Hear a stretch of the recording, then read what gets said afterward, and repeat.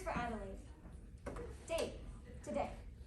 Kara Thomas, 17, climbs the stairs into her attic and turns on a light. It is dingy, old, and filled with boxes. She searches for something intently, moving boxes aside and picking up dust. It forms a cloud around her. Light shines through, almost dreamlike. Kara coughs. The dust settles, albeit slowly. She stands in a haze. After a moment, Kara stands forward. She walks through a small cleared path to a stack of moving boxes that seem like they haven't been touched in a while. She looks at the boxes, almost as if she can see inside them. She knows something is there intuitively. Kara picks up one box, moves it other. Another. Another. She continues with this until she reaches the large moving box at the bottom of the stack labeled journals. She opens it. She lifts out notebooks one by one. They are old and new, full and empty. Generations of work fill one box.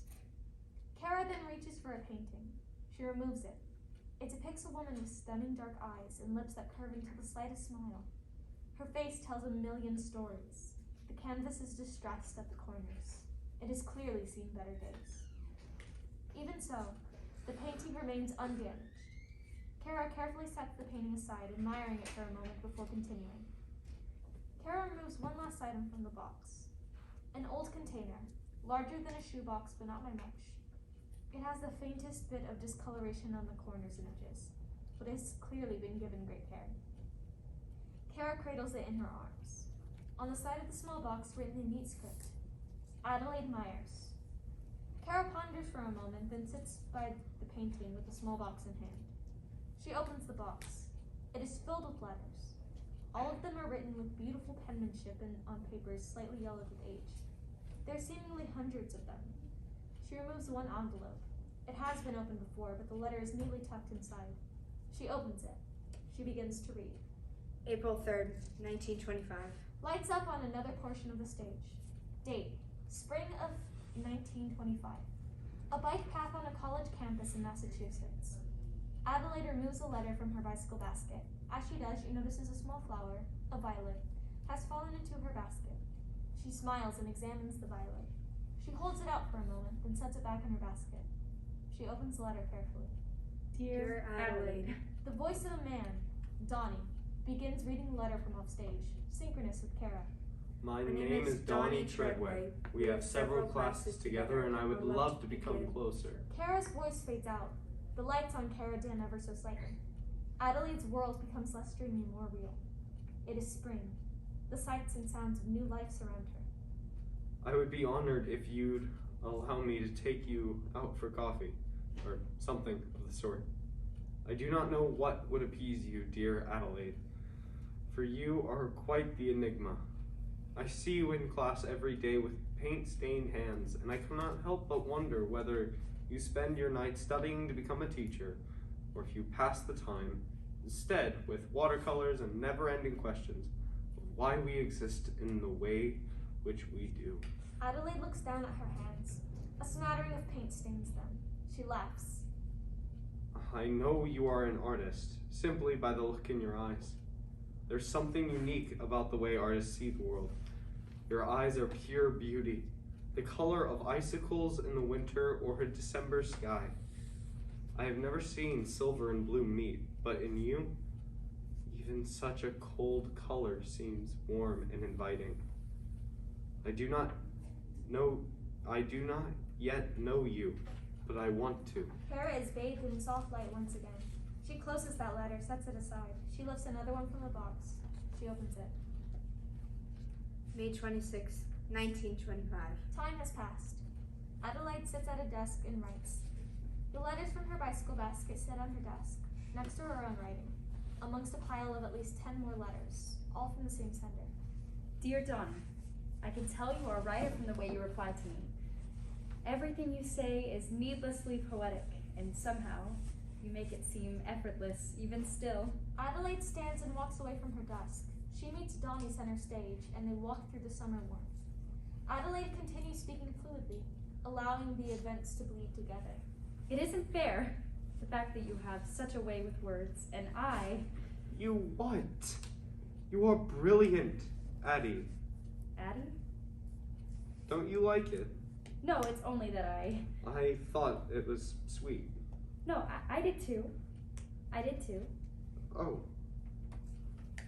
All right then. Adelaide is at a loss for words. Donnie waits for her to speak. I never expected you to be one for pet names. Why's that? I always thought you to be more of the straight-laced writer type. Never painted you to be one for anything of this sort. What sort? Kara and her attic fill light again. Kara folds a letter closed and opens another. July 27th, 1925. Kara's lights fade. Donnie has left Adelaide alone on stage. She writes. Time has passed. Romance. I never thought of you as one to settle down with someone else. You seem to always have too many stories to tell, too much to do, too much to say. It seems, at least to me, that love might feel like a burden to you. Maybe I am wrong, and I do not yet know whether I hope I am or not. But maybe you feel that way, and you hardly realize it yet. Adelaide looks around. Her eyes find their way to her window. It is almost dark outside. Oh, and of course, I've spent yet another entire evening writing to you. I'm sure my parents will begin to wonder, but I'm sure that if anyone found these letters, they would know that we are simply close friends. Who is to say that we shouldn't be? I know that if I allow myself another page of writing, I might just stay awake until dawn telling you more aimless tales of my life, my plans after college. You already know about my teaching ambitions, but I've recently started considering a job as a live-in nanny. And there I go again. I've never been a writer, so the fact that I have so much to say to you is a compliment in itself. I can't say the same for you. You're so brilliant that I couldn't hope to create something as stunning as a letter of yours. I am keeping them all your letters, Donnie, in a box that I can reread them later and look back on all of our fondest memories. Oh, how I'll miss you when we graduate and go our separate ways. Sending my regards, Adelaide. Donnie comes to light, writing back. Kara is eliminated again. She lifts an aged version of the same letter Donnie holds. November 10th, 1925. Dearest Dearest Adelaide. Adelaide. Dearest Adelaide, I hope this letter finds you well. I've never been able to shake the thoughts of you from my mind. As the leaves finish turning the colors of flame and falling into icy wind, I wonder, What would it be like if we never changed? Donnie and Adelaide are illuminated with the colors of autumn. Donnie holds a suitcase. Adelaide stands a few feet away with an envelope in hand. Adelaide waits for a moment before running toward Donnie. Donnie turns around, startled, then smiles. You need to swear you'll somehow drop a letter in my bicycle basket every now and then. And how do you suppose I do that? Why do you always have to be so literal? I thought I was a strict-laced writer. Those people are always literal. I know you better now, Donnie. We can still write. Distance means nothing when it's up against a friendship like this. I know, but Chicago? Everything is so crowded and impersonal there. Are you sure you'll like it? I am sure that I'll have a job when I arrive there. But you need to focus on your writing. You need to submit your stories to publishers. They'll publish you in a heartbeat. Adelaide, you know better than to think that. I know. Senseless optimism. It's sweet. Impractical, but sweet. The sound of a train approaching. Adelaide and Donnie both acknowledge it. Neither of them take the first step toward it. Can't you wait for the next one? You know I'll visit. I know. So this isn't goodbye.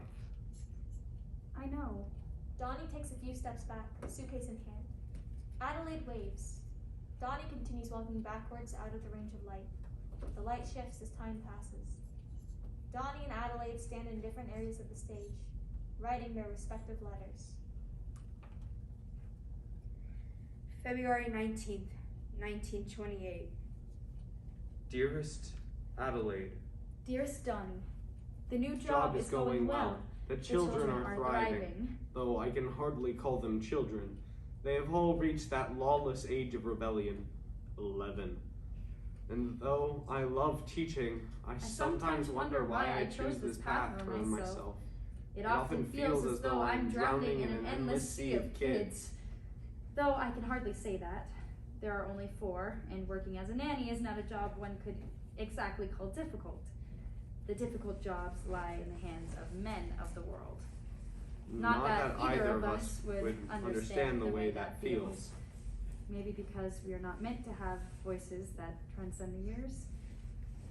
Maybe the things we create or the lives we lead aren't meant to last. Fade away so quickly. Keep creating, dearest Adelaide.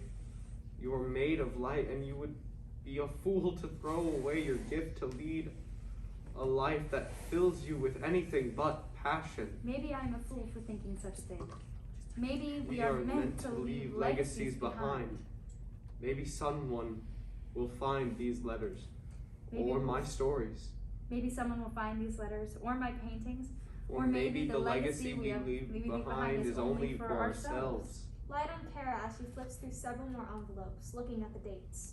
February, April 12th, April 26th, May. A paper falls from one of the envelopes. Kara picks it up. She unfolds it. A pressed violin, clearly fragile with age but still intact, falls into her lap. For Adelaide, my love. She looks up, away from the paper, back at the violet in her lap. No, that doesn't. No. Kara flips back through the envelopes, removing one she'd skipped over. Okay, April 16th, 1928. Adelaide and Donnie stand apart. They do not directly interact, but the content of their letters is portrayed conversationally. Dearest Adelaide, some of the things women do, some of the things I do even, confuse me. Focal shift back to Kara, who reads and rereads that sentence, trying to make sense of it. Some of the things women do, some of the things I do even. Wait, no, some of the things women do. Okay. Kara shrugs and continues reading, looking at 2 letters simultaneously. In what regard? Romance. Oh, back on this again? I didn't bring it up the first time. But you did this time. Because it confuses me to no end. What confuses you? Finding love? Not finding love. The idea of marriage, commitment, any of that. I thought I knew you better than to think you'd act like a high and mighty entitled man. This is anything but entitlement. This is knowing that for me, being tied down by marriage could never make me happy. What if someone saw something in you that nobody ever could? Such as? You aren't traditional. You're unlike any woman I've ever known. Because I am not like them. You're powerful. I am not exceptional. Just unordinary. Donnie, my dear, I know how much you hate to be wrong, but you are. You're so much more than unordinary. You are a muse. Do you understand that? Your eyes are so dark that I can see the entire world in them. Look here. I have enclosed a painting I made. It is small, but only because I know I cannot mail the larger painting I've been working on. Besides, it's not ready. In the meantime, here's something to remember me by. Kara looks over at the painting of the woman. I couldn't forget you if I tried. A long pause. Kara lifts the pressed violet from her lap and examines it. She looks over at the painting again. She picks up the paper she'd avoided earlier, the one with the violet enclosed. Light shifts. Time shifts. For Adelaide, my love, this may very well be our goodbye. I know it has been a long while, nearly 3 years since we parted. I hope you kept my letters like you swore you would. I'm going to Paris. All the great writers of the world are going, and I know I need to be a part of such a legacy. It seems there is more freedom in Paris. away from the streets that echo nothing but memories of war, away from society's expectations for women to stand in the to stay in the shadows, and away from this world that has no reason to care about us. I have waited long enough for things to change, and now that I realize that they won't, I've decided that I must. But aren't you afraid of going there alone? I am always afraid. I know who I am, and I know only one thing more frightening than going there alone. I don't want to be here alone. Kara jerks back away from the letter. She takes a moment to regroup. Donnie and Adelaide go silent in the cell. Kara turns back to the letter, exhaling. Donnie and Adelaide's worlds swirl around Kara, creating a violent emotional whirlpool that she cannot swim out of. Donnie, For Adelaide, my love, this may very well be our goodbye. Do you understand that? I know it has been Look a long here. while, I have nearly 3 enclosed a years painting I since we made. parted. It is I know small, you but it is kept my something letters. to remember me by. You swore you would. I I know only one thing more frightening than going there alone. The streets echo Maybe we are nothing but meant to leave memories of legacies war. behind. I have I'm never keeping all your letters, before Donnie, seen in a silver box and blue so that I meet, can but reread in them you. later and look back Even on all such a our cold fondest color seems memories. warm and inviting. Oh, how I I do will not miss you. yet know you, but I I don't want to wanna be here alone. Kara folds the letter shut, extricating herself from the story she was drowning in. She exhales, slowly leafing through the piles of letters until she finds another. She opens it. July 18th, 1928. Donnie and Adelaide come to life again.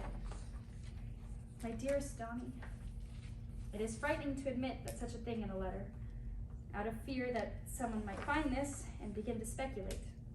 Even so, it hurts me more than words can say to hide from you the way that I have been for what feels like all the time we've known each other.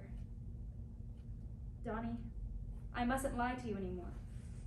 I have spent the past year pulling myself in opposite directions whilst trying to keep it in secret from you, that when I look at you, I feel an ungodly fire inside myself.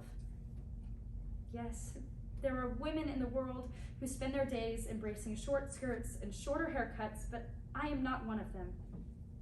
They embrace sexuality in a way that I am too afraid to.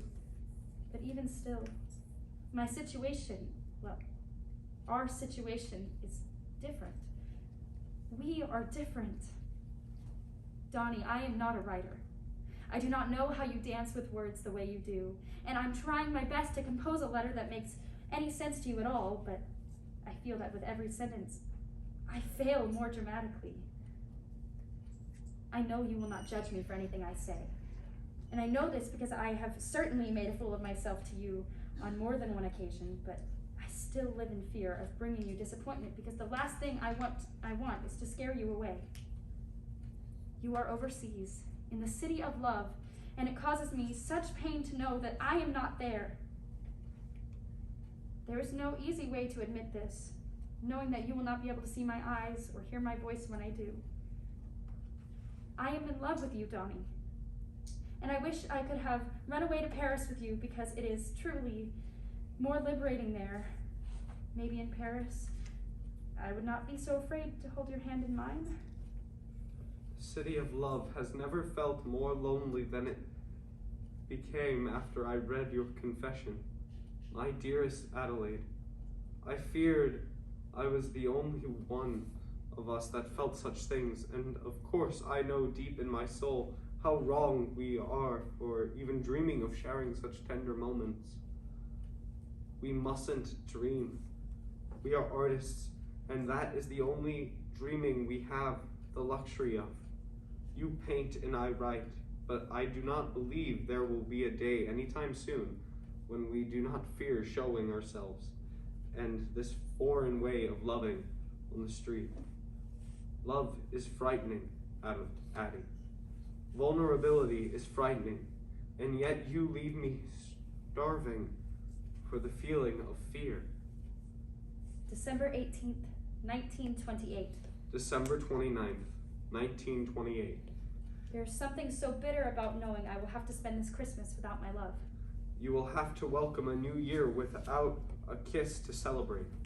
We have never shared a kiss, and yet I feel like we have shared 1,000. feel like we have shared 1,000. My writings are growing more and more personal, and I haven't dared to consider publishing any of my recent works. I have feared that if I share some of the feelings you incite in me, I may as well slander my own name instead of waiting for the press to do it for me. I'm not sure I remember the last time I painted something completely uninspired by you. I've included for you a small watercolor piece I made a while ago, inspired by the violet you left in my letter. I've thought of sending you a self-portrait, or better yet, a painting of you, if I can only do your eyes, your lovely eyes justice. I hope you can forgive me for writing on your painting. I thought that sharing art is the most powerful form of love. At least in my mind, and so I have no problem taking inspiration from someone as lovely as you. Leaves me breathless and wordless. Can you imagine, Adelaide? Leaving me at a loss for words. Run dry every time I try to express my love for you. Instead, I am left only with paint and brushes, the untraceable depths of my passion, which I am afraid I will never get to share with you. January 30th, 1929. I want to feel you in my arms. I want to feel your heartbeat, to know the song it sings. I feel an aching and emptiness in my heart and against my chest where I know I should be holding you. February 12th, 1929. I've chosen to avoid the thought of St. Valentine's Day without my love. When will you return home? March 19th, 1929. A new season is here, and I cannot be more grateful for it. Every time I see the sun, I think of you, and every time I see someone riding past on their bicycle, I imagine leaving you a note in your bicycle basket like I always did so long ago. May 14th, 1929. Every time it rains, I smile and think of you. You always loved the rain, said it was the perfect sound to listen to while writing. Please send me another letter soon. Maybe a violet as well, if they're still in bloom in Paris. I know we cannot elope unless we intend to spend the rest of our days in hiding, but sometimes I can't help but wonder, what if you did run away with me? I cannot spend the rest of my life without clothes on my back or shoes on my feet, and yet I know I would be happy. For I would have your embrace to keep me warm. I sometimes bask. There would be nothing to fear. I sometimes bask in the summery glow of that thought, but I always remember that it is too good to be true, and that people like us are not welcome. Every time I allow myself to dream of the summer sun, I wake and feel nothing but disappointment. I remember that it will always and forever be winter for you and me. With great love. With all my love.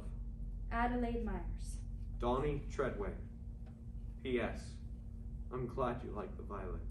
Tara looks away from the letters, exhaling as she processes what she'd read. A long moment. September 26, 1929. Something bad is coming. October 24th, 1929. The family I nanny for can no longer afford to pay me. I have no job.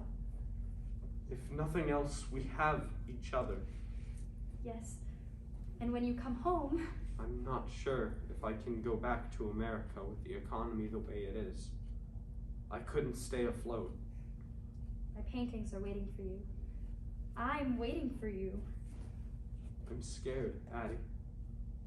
Me too. What was it you said about hunger for fear? That you make me feel like I'm starving for the feeling of fear? Yes. I am. Afraid and starving. Keep painting. Hold on, please. I'll find my way to you. Tara's eyes find Adelaide's painting again. She examines it closer. Adelaide was such a wonderful painter. She was beautiful too. Her eyes. No wonder Donnie thought so. An ethereal presence of Donnie comes to life. Your eyes are pure beauty, the color of icicles in winter or a December sky. I have never before seen silver and blue meet, but in you, even such a cold color seems warm and inviting. Donnie disappears completely. Wait, but no. Adelaide has brown eyes. Hold on, then. Who the hell is this? Kara carefully runs her fingers over the edge of the canvas. Your eyes are so dark that I can see the entire world in them. Moments from Adelaide and Donnie's letters begin to move faster and faster around Kara. Your eyes are pure beauty, the color of icicles in winter or a December sky. I have never before seen silver and blue meet. But in you, even such a cold color seems warm and inviting. You're unlike any woman I've ever known. I do not believe there will be a day anytime soon when we do not fear showing ourselves, and this foreign way of loving on the street. I thought I knew you better than to think that you'd act like a high and mighty entitled man. Love is frightening, Addie.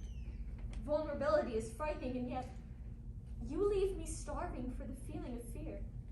The moments keep bleeding together, fading in and out, moving so fast that it's impossible to keep up, and then explosive, like a supernova bursting at the seams with every color of light, fulminating in a million unique ways, indescribably bright, absolutely surreal. This continues, memories twisting through time and space to shape something new, the truth of the story. The woman from the painting runs out amidst the fireworks display and into Adelaide's arms. The woman and Adelaide embrace, a more intense display of love than anything Adelaide and Donnie have shared as of yet. Adelaide places a hand on the woman's cheek. The woman smiles and returns the gesture. They kiss, slow but with palpable passion. The world revolves around this moment. Adelaide. Donnie. The pieces fall into place. Donnie was never a man at all. I wish I could kiss you like that. I wish I could hold you like this. Me too. If I close my eyes, It almost feels like you're right here with me. Are you coming home? I don't know. I wish I knew, my love. Are you alright? Is Paris? For now, hopefully we'll be alright. I don't want to keep going without you. You won't be without me. I want to be with you until we die, Donnie. That's all I want. A new dawn is coming. What? Things are going to change. What if they don't change for the better? Not all change is good, but all good comes from change. Promise me you'll stay. I love you. I love you. One day we won't have to be afraid to love. You believe that, don't you? Maybe so. I think fear is the beauty of love. In that case, I hope we're always afraid. Thank you for the violets. Close your eyes. What? Why? Look around. What should I be looking at? Don't you see it? See what? A field of them. Wild violets. It's spring. Everything is coming to life. Oh. I do. Donnie wraps her arms around Adelaide. They stand both looking out through closed eyes. They smile. Although it may be temporary, they are at peace. End of play.